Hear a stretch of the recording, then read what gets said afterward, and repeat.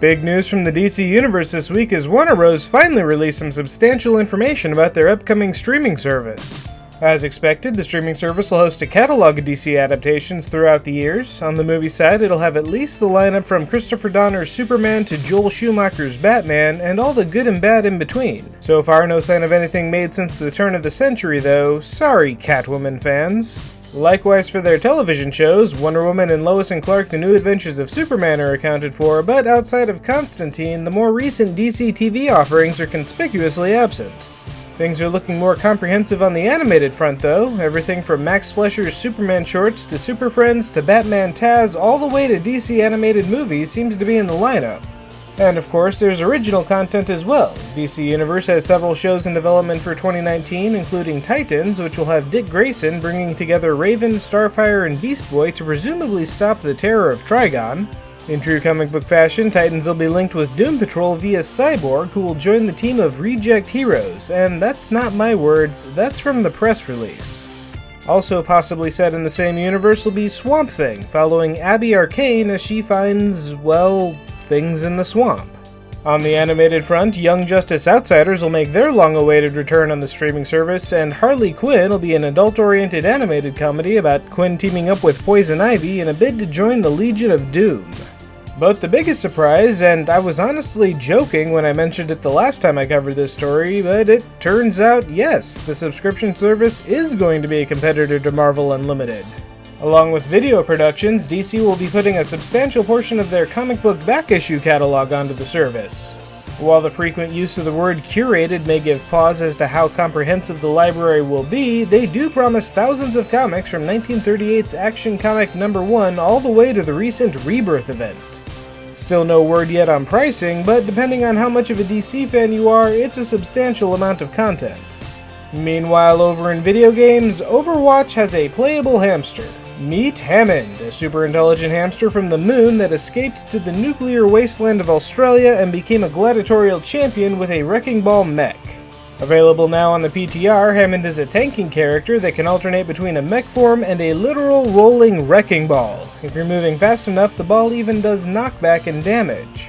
In mech form, he has some typical guns and shielding abilities, and his ult throws down a temporary minefield that also does a fair amount of knockback and damage. Expect to see Hammond hit the live servers relatively soon. I can't wait to see what kind of alternate costumes they come up with for him. But a mech-driving hamster isn't the wildest thing in the gaming world this week, because for the last 7 days straight, an army of speedrunners has been breaking all of your favorite games for Summer Games Done Quick. Once again raising money for Doctors Without Borders, more than 150 games were played over the week, from NES classics to recent releases. After more than 160 hours in non-stop gaming, the fundraiser generated more than $2 million, coming in just under the wire by bringing in the last $150,000 during the marathon speed run of Final Fantasy VI. While the previous two Awesome Games Done Quick marathons have reached the $2 million mark, this is the first time that the Summer Marathon has broken the $2 million threshold.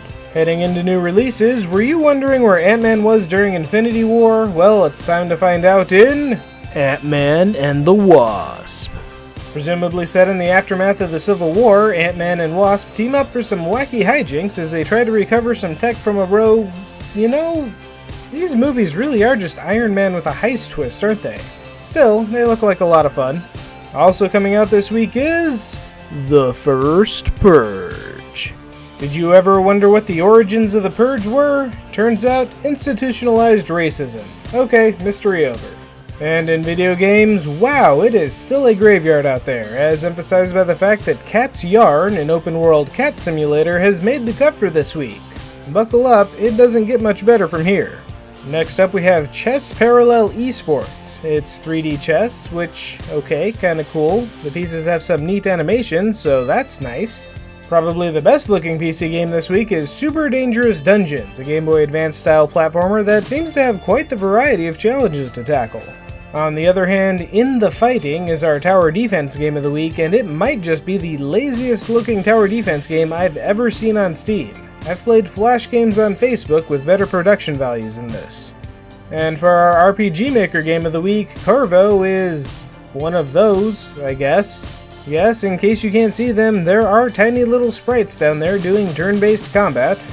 And finally on the PC, Red Faction Guerrilla Remastered brings the destructible environment shooter to Steam if that's something you were missing in your life.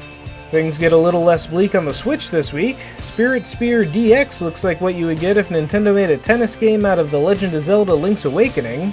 And Miles and Kilo is a neat little platformer about a boy and his dog with some good variety in game mechanics as you switch from one to the other. That leaves us with this week's awesome video. There were a lot of great runs during the week, but the Metroid Zero mission race was one of the more action-packed speedruns for this season's GDQ. If you time your missiles just right, you can hit 2 missiles at the same time, which makes the boss a lot quicker, and we'll see if they actually get it. Alright. Dragonfans got one. Dragonfans got one. Yeah. Oh, looks like Sam got it. Oh, no, he didn't. I don't know if Sam got it. There's too many screens. Oh, yeah, he did. He got it. There we go. So, that's everything for this week, so what price point would get you on board with DC Universe? Give me your highest bids in the comments. As always, I'd appreciate a thumbs up on this video if you liked it, and appreciate subscribers even more, so share this with your friends and have a happy 4th of July!